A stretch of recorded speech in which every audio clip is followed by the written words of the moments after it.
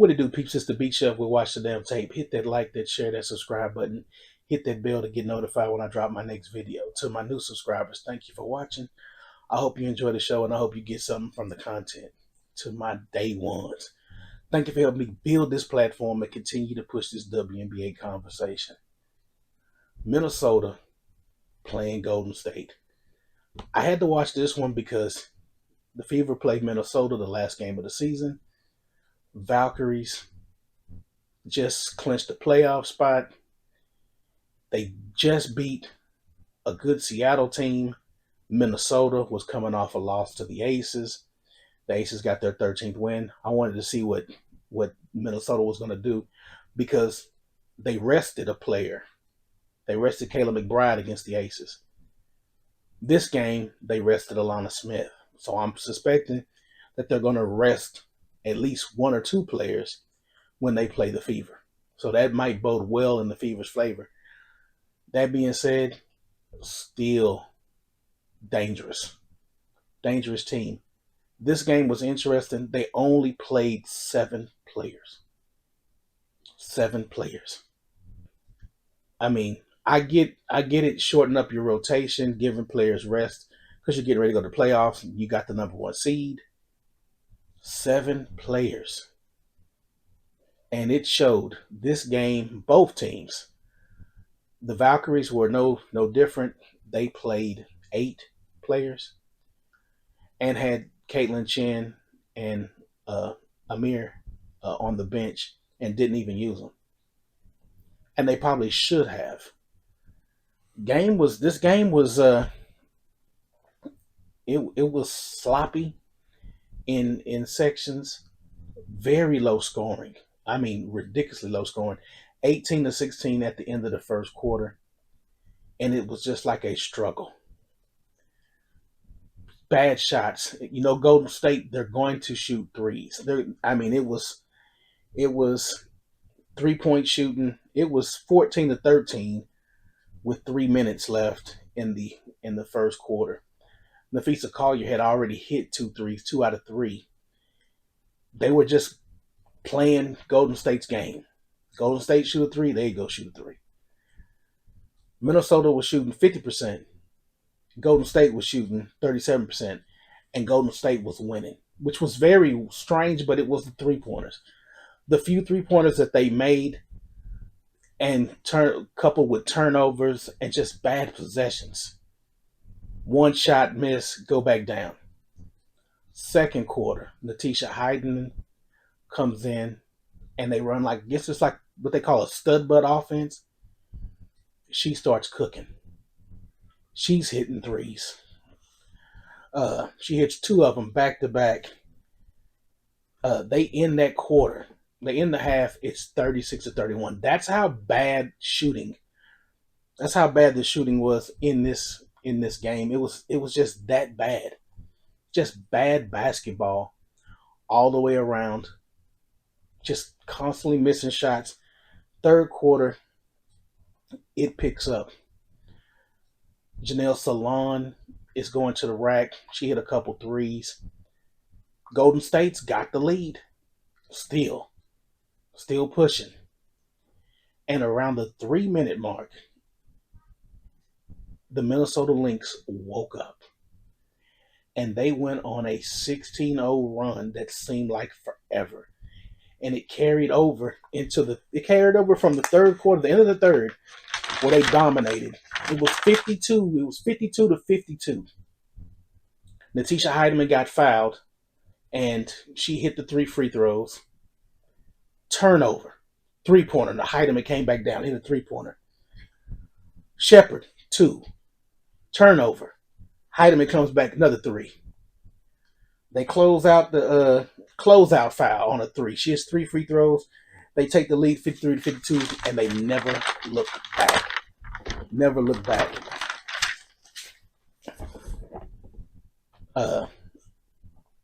Shepherd hits a deuce.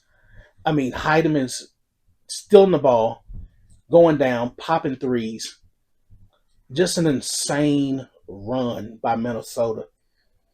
And it ended up being, at the end of the third, It ended up being 61-52 at the end of the third, and it was tied. Natisha Hiedeman got fouled, hit the 3 free throws, and made it 53-52. And from that point on, it was it was on. At this point in the game, at the end of the third, the Valkyries are beating them in the paint 28-14.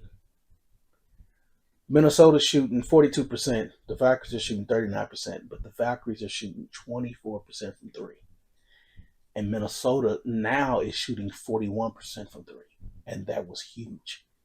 So it was just the margins were what we're going to come down to possessions and who makes the mistakes. Fourth quarter starts. Veronica Burton, who had played decent most of the game, she starts taking over. She scores first with an and one at the 8-minute and 3-second mark. Nobody was scoring into that point. That was the first points of the quarter. It was 61-55. That ended the 16-0 run by Minnesota. Ruber hits a 3, makes it 61-58. Now Golden State is making a run, trying to get back in this game. Collier comes back with a 2-point to first points of the quarter for Minnesota at the 6-minute and 50-second mark. It's now 63-58, getting tight, getting real tight. Burton, Carlton exchange twos. Carlton hits a 3, makes it 66-60. Hiedeman comes right back off of a steal, which was huge. Gets a steal and goes right down and pulls up. One-on-one, pulls up, hits a 3, makes it 69-60. Natisha Hiedeman has really came into herself this year. Coming off that she was a temporary player on Unrivaled, kind of like Bree Hall is in the WNBA, going from team to team, just filling in. That's what Natisha Hiedeman did in Unrivaled. But her game has elevated with this Lynx team. She was cooking big plays in the fourth.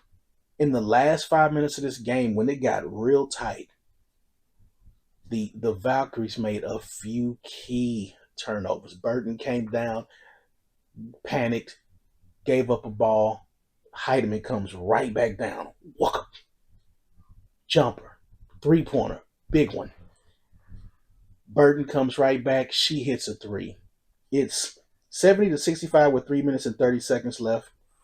And they just made fatal errors down the stretch.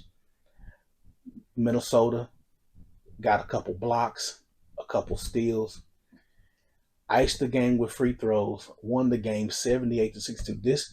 The last quarter, it was good basketball. Golden State just young and made some mistakes down the stretch, and they play one more time before the season's over with. The standings won't help Minnesota that much, but it could help Golden State. Golden State needs wins if they want to stay ahead of Seattle and if they want to stay ahead of Indiana.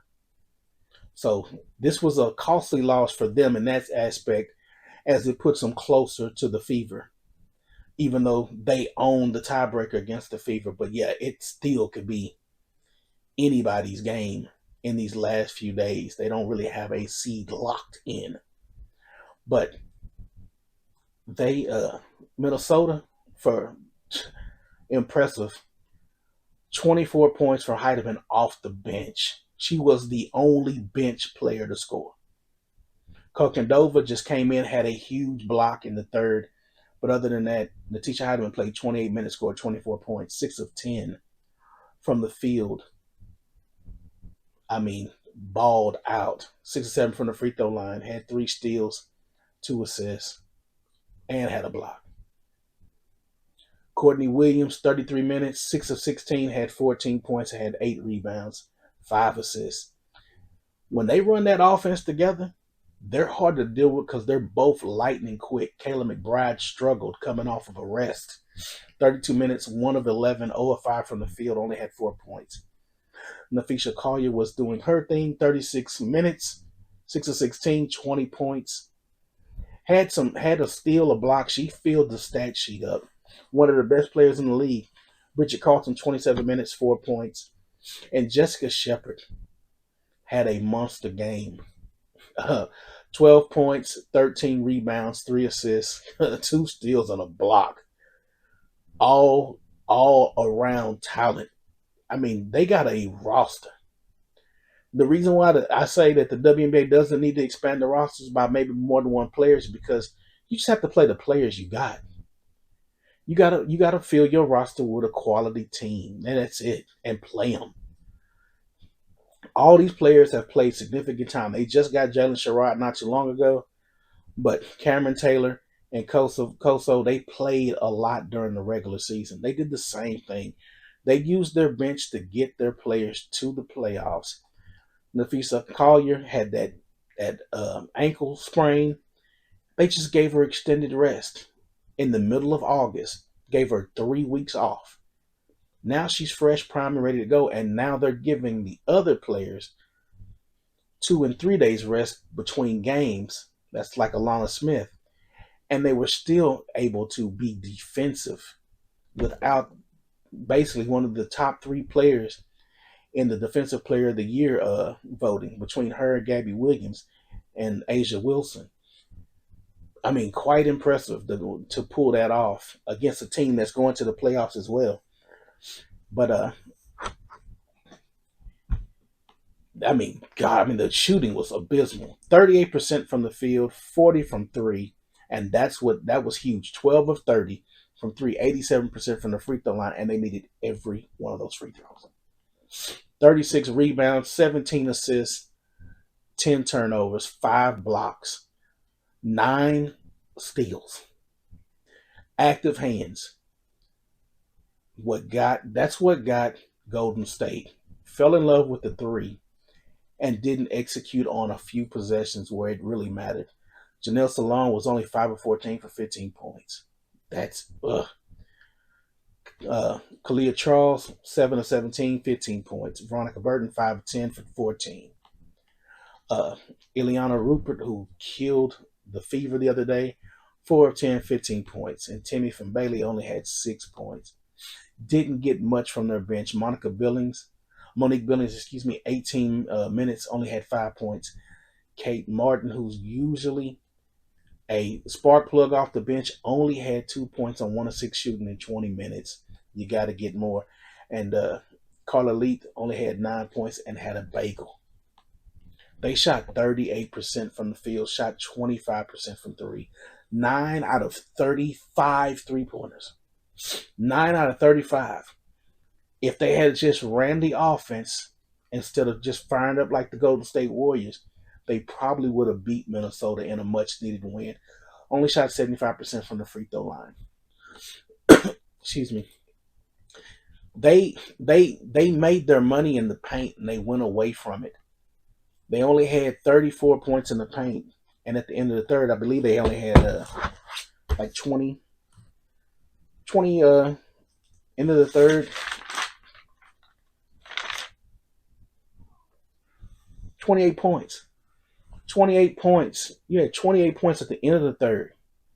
28 points at the end of the third and ended up with 34. Should have stayed in the paint. Especially with Minnesota only playing a limited amount of players, I'd have got to the foul line and got them. I'd have made somebody come off that bench. I'd have made them get somebody on that bench. I'd have made Cheryl Reeve made the move. That was the only thing I thought Natalie Nacasa did this game that cost them a win. You didn't make your team pound that paint and get this team in foul trouble, knowing that they were going to play light this game. But it was a turnovers. 11 turnovers, 19 points off turnovers. That's what cost them. Costly loss for the Golden State Valkyries. A good win for the Minnesota Lynx. A good game for Natisha Hiedeman. I mean, she was their bench scoring, like I said earlier. 24 points. You can't beat that no day. Especially when your starters are clicking. Everybody's getting in double figures, and you get 24 points off the bench. But yeah, if you watch this, this is a good game to watch. If you want to watch this game, just go right to the fourth quarter. The end of the third, the last 3 minutes of the third, going into the fourth. It was exciting. It kept you there. The crowd was engaged. They announced it as a sellout. There was a lot of empty seats in there, but this Golden State team, their crowd, always. When I say always engaged, it's never quiet at that Golden State arena. So shout out to their fan base. At least they're still actively involved, where a lot of teams fan bases could care less. But let me know your thoughts on this game. Leave your comments below, like, share, and subscribe. Until next time, peace.